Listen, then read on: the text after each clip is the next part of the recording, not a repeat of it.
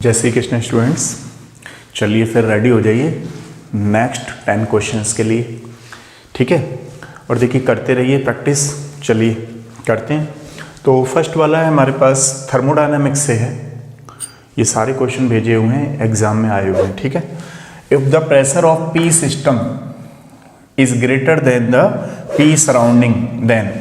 अब समझिए इसको, हमारे पास सपोज करिए कोई सिस्टम है, ये मूवेबल पिस्टन है। हम लोग यहाँ से अगर वर्क करा रहे हैं किसी पे तो कंप्रेशन वर्क बोलते हैं इसे, है ना। अगर P एक्सटर्नल है हमारे पास और यहाँ पर P इंटरनल है। अब सपोज समझिए जरा, P एक्सटर्नल ग्रेटर है हमारे पास,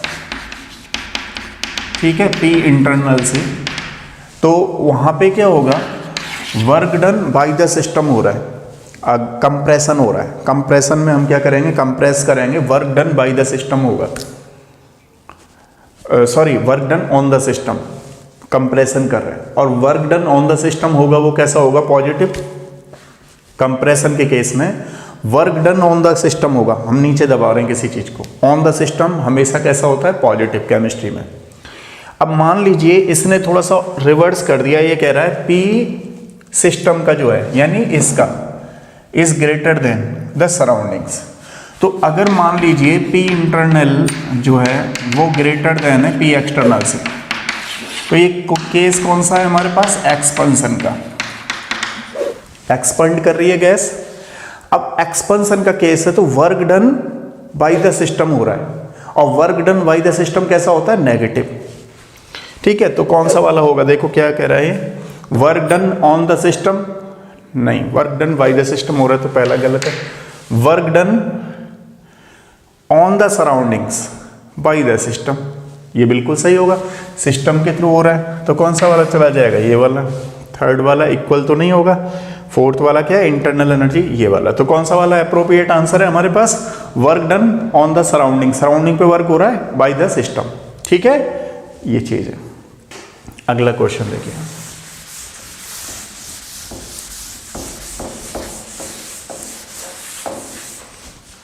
ये क्या कह रहा है, formation of constant for the complexation of metal. अच्छा देखो, क्रिप्टेंट, आपको थोड़ा सा क्या, रिंग होती हैं ये, है ना, बड़ी बड़ी रिंग होती हैं जिसमें ये 2 2 2, तो इस तरीके से रिंग काफ़ी ऐसे समझिए अब ये कॉम्प्लेक्स होता है। ठीक है, और कॉम्प्लेक्स कहाँ पे ज़्यादा बनेगा, जहाँ पे मेटल का साइज ज़्यादा होगा। आप लोग क्या जानते हो ग्रुप फर्स्ट में, हमारे लिए ना करो रब से फरियाद। ठीक है, तो ये कैटाइन हो गए, ये कॉम्प्लेक्स बनाएंगे तो बनाएंगे जिसका जितना ज़्यादा साइज होगा वो कॉम्प्लेक्स बनाने के लिए उतना ही ज़्यादा वैलिड होगा, तो सबसे ज़्यादा ये होगा। तो ऐसा कोई आंसर ढूंढो, सबसे ज़्यादा साइज होना चाहिए 1 2। ठीक है, तो 2 आंसर होगा इसका, सबसे सीजियम पोटेशियम सोडियम लिथियम। समझ में आ गया, रिंग के साथ कॉम्प्लेक्स बना रहा है, आप ये समझो, फिलहाल इतना ही है। नेक्स्ट देखिए, थर्ड वाला क्वेश्चन है हमारे पास, the number of lone pair electrons on the central atom is. देखो इसमें लॉन पेयर इलेक्ट्रॉन्स चेक करते हैं, Br का कितना है, फिर कल बाहर आई आंटी, तो फ्लोरीन का 9 का मतलब 7, तो इन सब में 7, तो ब्रोमीन का भी कैसा हो गया, वैलेंस इलेक्ट्रॉन 7 + 4 + 1/2, कितना हो गया, 6। यहाँ चेक करो कितना है लॉन पे इलेक्ट्रॉन, 2, यहाँ से चेक किया करो। ठीक है, दूसरा वाला कौन सा है हमारे पास, XeF6, यहाँ पे 8 + 6/2 कितना हो गया, 14/2 मतलब 7, और यहाँ जुड़े कितने, 6 जुड़े हैं, 1 का डिफरेंस चल रहा है, 1 लॉन पे इलेक्ट्रॉन्स, इसमें 2 लॉन पे इलेक्ट्रॉन्स, इसमें 1 लॉन पे इलेक्ट्रॉन्स। एक है हमारे पास इस तरीके से क्वेश्चन। ठीक है, ये कहाँ पे लिया गया है, एंटीमनी है, न्यूजीलैंड, पाकिस्तान, ऑस्ट्रेलिया सब दिखे। देखो नाइट्रोजन का कितना होता है वैलेंस इलेक्ट्रॉन, 5, तो इसका भी वैलेंस इलेक्ट्रॉन 5 होगा, 5 वैलेंस इलेक्ट्रॉन हो गया, +6 माइनस जितने होते हैं प्लस कर दीजिए /2, कितने आ गए यहाँ पर, 9 14/2 कितने आ गए, 7, यहाँ कितने जुड़े हुए हैं, 6, कितने का डिफरेंस चल रहा है, 1, तो लॉन पेयर कितना आ गया, 2 1 1, लॉन पेयर का आंसर होगा 2 1 1, पहला ऑप्शन ये। दूसरा ऑप्शन ये, तीसरा ऑप्शन है 211, तो थर्ड आंसर है। ठीक है, ये ध्यान रखिएगा, ये इसका आंसर है। अब अगला देखिए क्वेश्चन,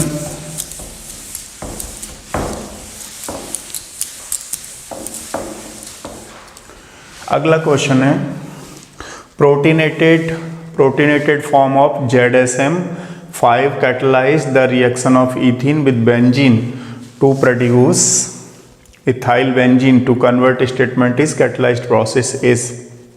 चलिए इसकी रिएक्शन मैकेनिज्म कर लेते हैं। ठीक है, पहले तो आप ध्यान रखिए ZSM जो होता है ZSM5 वो एसिड कैटलाइज होता है।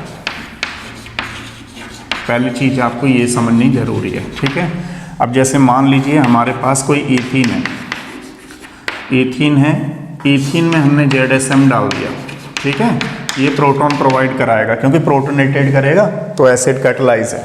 तो अब क्या होगा, यहाँ पर ये CH3 हो जाएगा, इस तरीके से मान लीजिए हो जाए तो ये बॉन्ड ऐसे टूटा, ये नेगेटिव है तो यहाँ पॉजिटिव आ जाएगा, तो यहाँ आ गया ये बना, तो ये कार्बोकैटाइन बनेगा। ठीक है, पूरी मैकेनिज्म लिख देता हूँ आप लोगों के लिए। ये बेंजीन है हमारे पास, ये यहाँ पे ये जाएगा इधर कैटाइन से, तो अगला क्या हो जाएगा हमारे पास बन गया, हाइड्रोजन को बाहर निकाल लीजिए CH2 CH3। ठीक है, ये अगर निकल जाए तो यहाँ आ जाएगा, तो हमारे पास क्या बन गया इस तरीके से इथाइल बेंजीन बन गया। ठीक है, तो ये काम है इसका, कैटाइन बनेगा, तो इसको एल्काइल कैटाइन बोलेंगे। तो एल्काइल कार्बोकैटाइन इज फॉर्म्ड, ये आंसर आएगा। ठीक है, और तो है नहीं, तो यही आंसर है। इसमें हम कैटाइन नहीं बनाते, बेंजीन में इसमें बनाते हैं। मैंने आपको बताया भी था स्टेबल जो होता है वो इसमें होता है। ठीक है, क्योंकि इसमें परसेंटेज ऑफ एस कैरेक्टर ज़्यादा है, sp2 हाइब्रिडाइजेशन, इलेक्ट्रॉन नेगेटिविटी ज़्यादा है, जिसकी इलेक्ट्रॉन नेगेटिविटी ज़्यादा होगी वहाँ पर नेगेटिव होना मांगता है। समझ रहे हो ना आप लोग, इस तरीके से ध्यान रखिएगा। लास्ट वाला क्वेश्चन देखिए, फिफ्थ वाला, मैंने आपको ये एल्कोहल में पढ़ाया था। अब देखिए इसमें क्या करते हैं हम लोग, ये सैलिसिलिक एसिड के, जैसे फिनॉल है, फिनॉल को हमने सैलिसिलिक एसिड बना रखा है। ठीक है, इसको अगर आपने मिथेनॉल से रिएक्शन करा दिया तो यहाँ वाटर निकाल दीजिए। ठीक है, वाटर निकालेंगे तो क्या है, मिथाइल सैलिसिलेट बनेगा। इसको हम लोग क्या बोलते हैं, मिथाइल सैलिसिलेट को। ठीक है, H2 निकालना है तो OH, H निकाल दिया आपने, मिथाइल सैलिसिलेट बना। इसको ऑयल ऑफ विंटर ग्रीन बोलते हैं, ध्यान रखना। ठीक है, तो मिथाइल सैलिसिलेट मतलब oil of winter green. Aspirin क्या होता है, अगर हम इसकी रिएक्शन सपोज करिए एसिटिक एनहाइड्राइड से करा देते हैं तो वहाँ पर एस्पिरिन बन जाएगा। तो उसको क्या बोलेंगे बताओ, मिथाइल एसीटो सैलिसिलेट। तो देखो ये जो है ऑयल ऑफ विंटर ग्रीन, तो मुझे ये दिखाई दे रहा है X का Q, और ये है एस्पिरिन, ये एस्पिरिन आ जाएगी, है ना। और फिर तो ये बचा, तो यही है। समझ में आ गया ये आपको। देखो यहाँ पे एक चीज़ बता देता हूँ आपको मैं, कि अगर हम लोग करेंगे तो ये COH हो गया, यहाँ से ये टूटा, नेगेटिव पॉजिटिव, और यहाँ से क्या जाएगा बताओ, H गया, तो H को ये एसिटिक एसिड निकल गया, ये मिथाइल, ठीक है, एसीटेट सैलिसिलेट, तो ये वाला बन गया। तो हमने क्या देखेंगे बताओ, P का हमारे पास X है, P का देखो X, P का हमारे नहीं P का नहीं, Q का हमारे पास X है। Q का X कहाँ बनता हुआ नज़र आ रहा है, Q का X वहाँ दोनों जगह है, मतलब 3 और 2 में है। अब देखिए R का जो है, R का बन रहा है बाई, तो R का क्या बन रहा है हमारे पास, बाई। ठीक है, तो कौन सा वाला आंसर होगा बताओ, this one is the answer. Clear, समझ में आ गया। अब तो कोई दिक्कत नहीं है। इस तरीके से मिथाइल सैलिसिलेट एसिड, और ठीक है ना, एसीटो एसीटेट या सैलिसिलेट एसीटेट या acetyl salicylic acid, acetyl salicylic acid भी बोलेंगे एस्पिरिन को। ठीक है, ये 5th क्वेश्चन हो गए। 6 से करते हैं अभी। चलिए देखिए बच्चों, इसमें क्या है क्वेश्चन नंबर 6 में। क्वेश्चन नंबर 6 में among the following complex is chiral. अच्छा, कायरल जानते हो आप लोग? कायरल सेंटर वो होता है जो ऑप्टिकली एक्टिव होता है। ठीक है, ये चीलेटिंग लिगेंड है, ये चीलेटिंग लिगेंड है, ये भी चीलेटिंग लिगेंड है, लेकिन ये क्या आ रहा है? ट्रांस। तो ट्रांस की वजह से क्या है? प्लेन ऑफ सिमेट्री प्रेजेंट होगी। प्लेन ऑफ सिमेट्री आएगी तो ऑप्टिकली इनएक्टिव हो जाएगा। एक बार आपको बना के दिखा दूं स्ट्रक्चर, देखो। तो मैं थोड़ा यहाँ बनाता हूँ इसकी ना ट्रांस दिखाता हूँ आपको। देखो ये इस तरीके से क्लोरीन क्लोरीन, और ये EN यहाँ लग जाएगा, EN यहाँ लग जाएगा। ठीक है, अब देखो आधा आधा अगर इसको काट दिया जाए, बाइसेक्ट हो गया, प्लेन ऑफ सिमेट्री प्रेजेंट है, ऑप्टिकली इनएक्टिव। तो ये ऑप्टिकली इनएक्टिव हो गया, तो कौन से होंगे? 2। ऑप्टिकली एक्टिव 2 हुए, इनमें कायरल सेंटर पाया जाएगा। तो कौन सा आंसर होगा? A and C, 4th answer है स्टूडेंट। ठीक है, क्लियर। नेक्स्ट क्वेश्चन देखिए। नेक्स्ट क्वेश्चन है हमारे पास, the number of valence electron provided in the ruthenium carbonate towards cluster bonding. कभी भी आपको क्लस्टर्स के क्वेश्चन करने हों, एक फॉर्मूला बता रहा हूँ, उसको ध्यान रखिएगा। A + B² -12 कर दीजिएगा। ठीक है, यहाँ पर ये जो A है नंबर ऑफ वैलेंस इलेक्ट्रॉन। ठीक है, फॉर्मूला है। कभी भी आपसे पूछे कि कितने इलेक्ट्रॉन्स की नेसेसरी होगी क्लस्टर बनाने में, तो फॉर्मूला ध्यान रखिएगा। B क्या है? Number of ligands. 12 तो ध्यान रखोगे। अच्छा बताओ, ये जो कौन से ग्रुप में आता है? फेरुअस। फेरुअस। ठीक है, इसका कितना होता है? 3d6 4s2।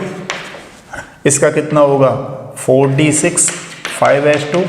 वैलेंस इलेक्ट्रॉन ये रहे 2 और 6, 8 हो गए। तो इसकी 8 plus number of ligands. Number of ligands कितने हैं हमारे पास? 3। तो उसमें करेंगे हम, या आप ऐसे करिए इसको स्क्वायर ना करके, और नंबर ऑफ लिगेंड्स इंटू 2 - 12, ये ज़्यादा बेटर रहेगा, नहीं तो वो 9 हो जाएगा, गलत हो जाएगा। नंबर ऑफ लिगेंड्स का इंटू, तो नंबर ऑफ लिगेंड्स कितने हैं हमारे पास? 3 × 2, तो 6 हो गए, -12। ये कितना हो गया? 14 - 12 2, तो 2 आंसर। 2 की जरूरत पड़ेगी। ठीक है, इतना ध्यान रखना। एक बार नोट कर लो फॉर्मूला, कभी भी क्वेश्चन आए इस तरीके से निकालना है। आगे देखिए question number 8। Correct statement of the following, nitrogen has higher bond order than the N2। पहले तो आपको ये क्लियर करता हूँ N2 पॉजिटिव में है क्या। देखो मैंने आपको बता रखा है 11, 12, 13, 14, 15, 16, 17 एंड 18। इसको आप मान लो यहाँ पे, इसका बॉन्ड ऑर्डर हुआ 3, इसका बॉन्ड ऑर्डर हुआ 2.5, इसका बॉन्ड ऑर्डर हुआ 2, इसका हुआ 1.5, इसका बॉन्ड ऑर्डर हुआ 1। यहाँ आ जाइए 2.5, 2 एंड 1.5, ये बॉन्ड ऑर्डर बता रखा है। इसमें कितने इलेक्ट्रॉन हैं? एक नाइट्रोजन में होते हैं हमारे पास कितने? 7, 2 नाइट्रोजन में 14, तो 14 का कितना हुआ हमारे पास? 3, तो इसका बॉन्ड ऑर्डर हो गया 3, इसका कितना हो गया? 2.5। जिसका बॉन्ड ऑर्डर जितना ज़्यादा होगा, कौन सा केस है हमारे पास? जिसका बॉन्ड ऑर्डर जितना ज़्यादा होगा उसका बॉन्ड लेंथ कम होगी। तो ये क्या कह रहा है? देखो N2 has higher bond order, बिल्कुल सही है। Hence the larger bond length, इसकी बॉन्ड लेंथ ज़्यादा होगी? नहीं, गलत है। ध्यान रखो, जिसका बॉन्ड ऑर्डर उतना ज़्यादा होता है उसकी बॉन्ड स्टेबिलिटी ज़्यादा होती है, बट बॉन्ड लेंथ कम होती है। तो बॉन्ड लेंथ तो इसकी ज़्यादा है, क्योंकि ये 2.5 बॉन्ड रहेगा, इसमें 3 बॉन्ड रहेगा, तो खिंच कौन सा जाएगा? 2.5 बॉन्ड वाला। 3 बॉन्ड वाला तो कॉम्प्लिकेटेड हो जाएगा, तो पहला गलत हो गया हमारे पास option. N2 has higher bond order, नहीं गलत कह रहा है ये, तो सेकंड वाला भी गलत हो गया। N2 has higher bond order, ये वाला तो कहीं तक बात समझ में आ रही है। And then the N2 and hence higher dissociation energy, बिल्कुल सही कह रहा है, ये बात तो सही है। इसकी बॉन्ड डिसोसिएशन एनर्जी भी ज़्यादा होगी, जिसका बॉन्ड ऑर्डर ज़्यादा उसकी बॉन्ड डिसोसिएशन एनर्जी ज़्यादा होगी। तो कौन सा आंसर होगा हमारे पास? थर्ड वाला। ठीक है, अब देखिए अगला क्वेश्चन,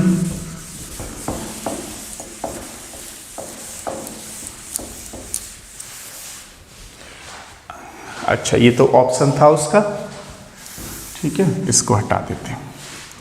अब हमारे पास है deep blue colour whereas colourless, this is because due to, क्यों, एक कॉन्सेप्ट समझिएगा। जैसे मान लीजिए अगर किसी में कलर आ जा रहा है तो जनरली हम लोग क्या बोलते हैं, डीडी ट्रांजिशन। लेकिन अगर हमारे पास सपोज करो ये कोई क्वेश्चन आ गया कि बताओ भाई ये कलर देता है, रीजन क्या है, तो इसकी पहले ऑक्सीडेशन नंबर निकाल लीजिए, x + 4 - 2 = -1, मतलब 8 मतलब +7। कितनी ऑक्सीडेशन स्टेट आई इसकी, +7। हम लोग क्या जानते हैं, मैग्नीज होता है 25 का मतलब हुआ D5 and 4s2। सारे इलेक्ट्रॉन निकाल दो। जब इलेक्ट्रॉन ही नहीं रहेंगे d ऑर्बिटल्स में तो कहाँ से डी ट्रांजिशन करेगा, करेगा ही नहीं, समझ रहे हो। तो हम लोग उस केस में, दोबारा से सुनिएगा कॉन्सेप्ट क्या है, अगर इसमें एक भी इलेक्ट्रॉन होता तो वहाँ डी ट्रांजिशन होता, डी से डी में चला जाता, ठीक है। मान लीजिए यहाँ पे ये टेट्राहेड्रल है, अगर यहाँ 6 होता तो ऑक्टाहेड्रल का केस होता। अभी ये यहाँ टेट्राहेड्रल है तो Eg नीचे रहता है, T2G ऊपर रहता, तो डी ट्रांजिशन हो जाता। लेकिन जब सारे के सारे इलेक्ट्रॉन रिमूव हो गए तो किसी बात का डी ट्रांजिशन तो होगा नहीं, पहला कॉन्सेप्ट बना लीजिए। तो वहाँ पे जो कलर देता है उसको हम बोलते हैं ligand to metal charge transfer, LMCT। मतलब लिगेंड पे जो चार्ज है वो इसके वैकेंट डी ऑर्बिटल में प्रोवाइड करता है, तो हम क्या बोलते हैं, ligand to metal charge transfer हो रहा है। अच्छा एक चीज़ और जानते हो आप लोग, अगर हम मैग्नीज का ही केस लें, मन तक रे होता है, जब इसका हमने कर दिया 3d5 and 4s2 तो इसका कितना होगा, 4d5 and 5s2, तो इसका कितना होगा, 6d5 and 6s2 होगा।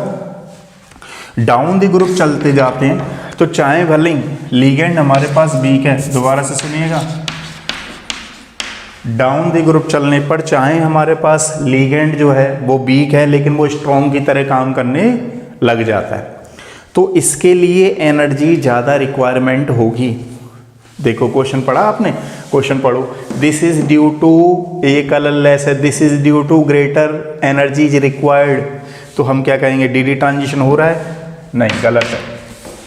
डी ट्रांजिशन, किसी बात का डी ट्रांजिशन नहीं होगा। अब 3 and 4 में रह गया, charge transfer of O2 ruthenium compare to, ठीक है, चार्ज ट्रांसफर O2 मैग्नीज। अच्छा ग्रेटर एनर्जी किसकी वजह से, चार्ज ट्रांसफर जब रोहिनियम पे हो रहा है तो आंसर होगा हमारे पास 3rd, ठीक है, समझ में आ गया। डाउन द ग्रुप चलने पर दोबारा से सुनिएगा, ये वीक लिगेंड है, ये भी वीक लिगेंड है, लेकिन ये वीक लिगेंड 3D सीरीज के लिए, अगर हम 4D और 5D सीरीज की बात करें तो ध्यान रखिएगा इसके साथ जो वीक लिगेंड होता है वो भी स्ट्रॉन्ग की तरह काम करना शुरू कर देता है, तो इसके लिए ज़्यादा एनर्जी की रिक्वायरमेंट होगी, तो 3rd आंसर हमारा सही है। अब देखो 10th वाला क्वेश्चन, 10th वाले क्वेश्चन में है कि कार्बन का हमें बनाना है, ऑलमोस्ट सारे बच्चे इसको जानते हैं, एक बार मैं बना के दिखा देता हूँ। कार्बन कितना हो गया, 12, कार्बन 12 हो गया, तो हम कैसे बनाएंगे, σ1s2, σ1s एंटी बॉन्डिंग 2 2 4 6 8 8 और ये वाला बनता नहीं बनता 2 4 6 8 10 12, तो ये P4 में है, 4 है, तो कौन सा वाला जाएगा, देखो यहाँ गलत भरा हुआ है, σ2pz नहीं आएगा, ठीक है, ये गलत है पहला वाला, सेकंड वाला भी गलत है, 3rd वाले में गलत है, तो फिर कौन सा बचा, 4th आंसर बचा, देखो P में 4 ही है, ये रहे P में 4, इस तरीके से, ठीक है, क्लियर है। और क्वेश्चन ज़्यादा से ज़्यादा करिए, प्रॉब्लम डाउट कमेंट्स बॉक्स में भेजिए, फिर करते रहेंगे ऐसे क्वेश्चन, और आप भी करते रहिए, कोई भी प्रॉब्लम डाउट है केमिस्ट्री में तो ज़रूर बताएं, ठीक है। Thank you so much.